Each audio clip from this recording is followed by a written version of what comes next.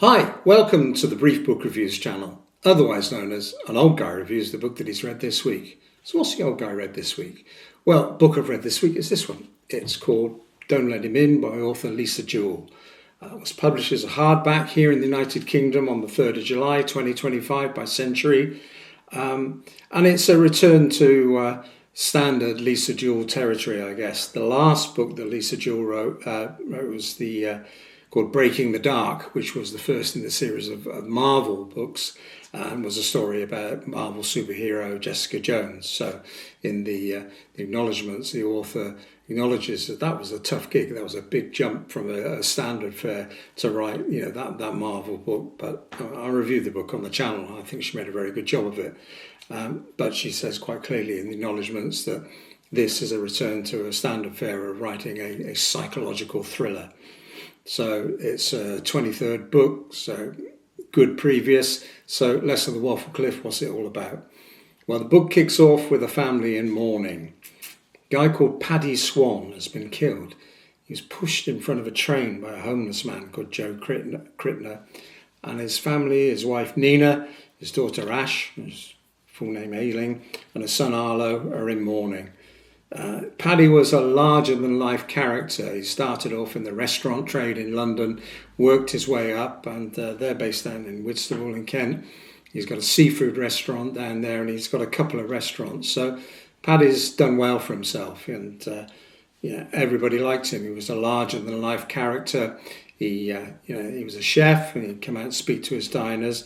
So it's a big, big miss, particularly by his daughter Ash, who's in mid-20s and now was living back home because she'd had some problems with a previous boss, which she was accused of stalking. So she's basically gone home to lick her wounds, and she's working in a charity fashion boutique at the moment. So Ash had a great relationship with her dad, really, really misses him. Obviously, there are lots of condolences coming into the family because of the death of Paddy, because it was unexpected. It wasn't a natural death. And one of those was a guy called Nick Radcliffe. He sends his condolences. He said, "I worked with Paddy, back in the day when we were both youngsters in London. Really sorry about his death. Please accept my condolences." This is followed by a parcel, which they open, and it turns out it's a lighter. It's a Zippo lighter, the old-fashioned Zippo lighter. And Nick says, "Oh, this was Paddy's, and he left it with me when we were working together. I'm now a co-owner of a bar in Mayfair. I'm still in the trade, but I thought this would be a nice little memento of Paddy for you. So here it is." And Ash is a little bit, I don't know. My dad was a boxer matches, cheap big lighter type guy. I don't think he had a particular, but who am I to know? So very soon, Nick Radcliffe, who is a handsome mid-50s guy, a bit of a silver fox, ingratiates himself with the family, and particularly, of course, Nina, the grieving widow. Ash is a little bit worried about Nick because he's a really nice guy. He's handsome. He seems to tick all the boxes. He's caring. He takes good care of her mum. But there's just something, it's the old spidey sense, I guess, that she thinks there's just something not right about that. The old saying, if it's too good to be true, then generally it is. Or should I say, if it sounds too good to be true, then generally it is. And she's just thinking, well, maybe I'm just being overprotective. My mum, I had a really close relationship with my dad, and maybe, that's all it is.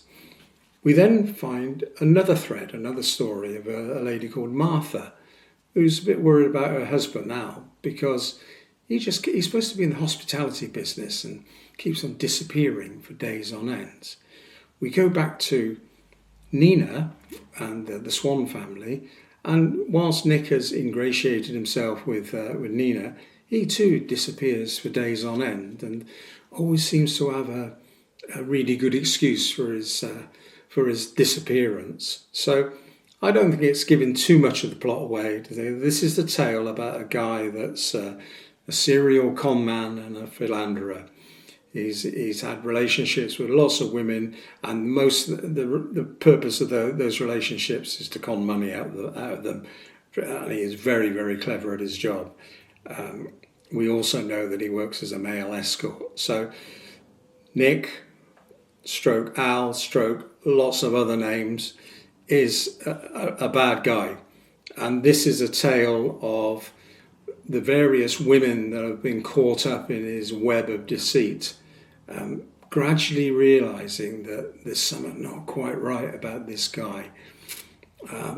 Lisa Jewell is always very good with a psychological thriller where she is very deft. It builds quite nicely where you know this guy is spinning loads of plates, and the only question is, will they all come tumbling down at once, or will he get away with it? Well, clearly I'm not going to give the plot away and let you know what's happened there, but you have to read it. But it's fair to say that bit is very well done. The build-up of the growing menace of this guy, because he's a wrong one, no two ways about it.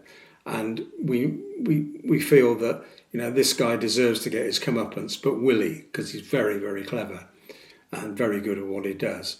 We then see, we get a backstory of some of the other people involved, of Paddy, of Nina, and they're not, entirely whiter than white as well. So it's a strange book in some ways, because the perp, the philanderer, the con man, is a very dislikable person. You really don't like him.